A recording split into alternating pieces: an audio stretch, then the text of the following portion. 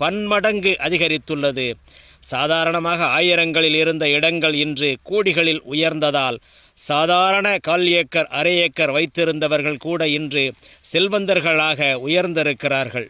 அயோத்தியில் ராமர் கோவில் திறந்த பின்பாக ஆன்மீகம், சுற்றுலா, போக்குவரத்து பெருகியதால் பாரதத்தின் முக்கியமான தொழில் நகரமாகவும் அயோத்தி இன்று உருவாகி உள்ளது.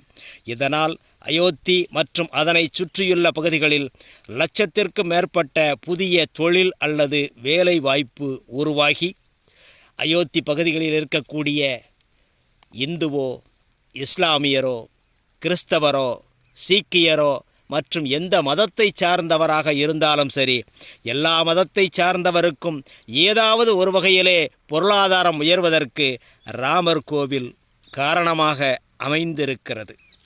இதன் மூலமாக அயோத்தி பகுதிகளிலே வருமானம்